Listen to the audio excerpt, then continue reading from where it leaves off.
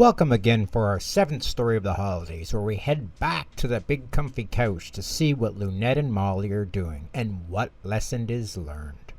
Today, we will be reading I Can Do It, where we find Lunette upset that, try as she might, she's unable to do everything that her friends like to do. Molly helps her realize that everyone is good at something, and it might not be the same things, but unless you try and believe you can do it, it will become a self-fulfilling prophecy. I will leave this intro with a quote about confidence I think Lunette would be good to remember.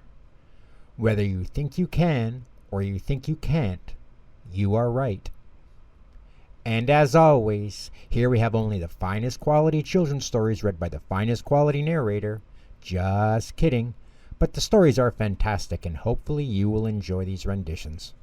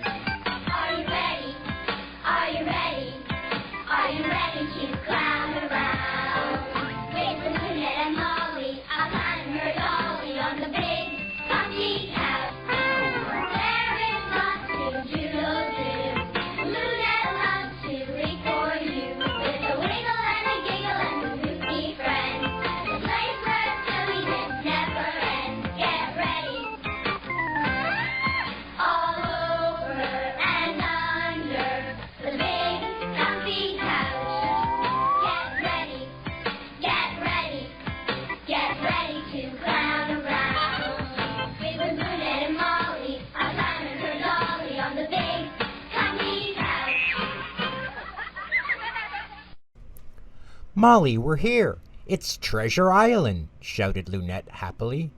The little clown and her best friend were playing pirate. The big comfy couch had been their pirate ship, rocking on the ocean. Now it was an island filled with buried treasure. Lunette dug into the cushions and found a big cowboy hat, a police dot umbrella, and a bag of marbles. Then she made another discovery. A unicycle, cried Lunette. I can't wait to show Major Bedhead. Just as Lunette stepped outside, she saw Major Bedhead coming up the road. She watched him zig-zag zig on his unicycle. I can do that, she said. Lunette hopped on her unicycle and wobbled forward. She tried to go zig-zag-zig, but her zig-zagged and she couldn't stop. She landed with a thunk in Granny Garbanzo's flower garden. Are you all right, Lunette? Asked Major Bedhead. I guess so, she sighed. Just then, Lunette smelled something wonderful. So wonderful that she forgot all about zigging and zagging. Granny was baking. Lunette found 12 clownberry cupcakes on the windowsill. Granny was decorating each one with colorful squiggles of icing. Why don't you ice the last cupcake, Lunette, dear? Asked Granny. I can't do that, said Lunette. Lunette squeezed, but nothing came out. So she squeezed a little harder, and a little harder, until splat! I'm so sorry, Granny, she said. Don't worry, said Granny, patting Lunette on the shoulder. There are more cupcakes baking in the oven. You can try again later.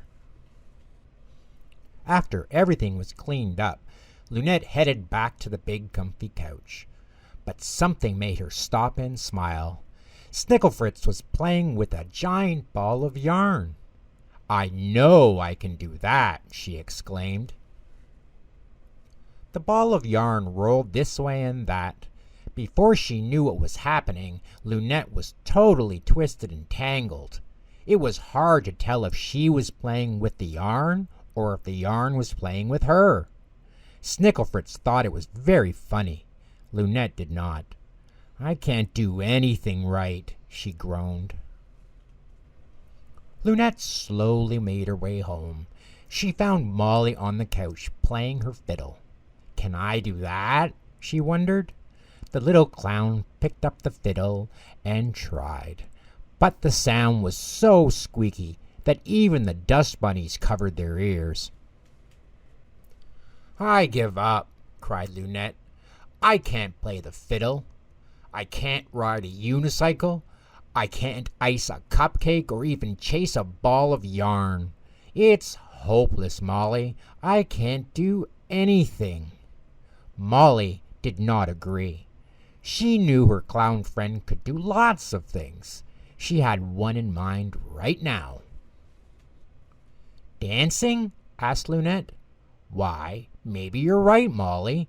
I do like to dance. If you play some music, I'll try some new steps right now." As Molly played her fiddle, Lunette danced. She made up a new step she called Skitterbug. Then she invented another one called Whirly Twirl. With each spin she felt better. "I can do this," she said happily. "Thanks, Molly." Lunette danced over to Molly, picked her up, and gave her best friend a big snuggle. Just then the air filled with a wonderful smell. "Granny's clownberry cupcakes must be out of the oven," she said. "They'll need icing, Squiggles. I can do that." Still holding Molly, the little clown danced her way across the room and headed for Granny's.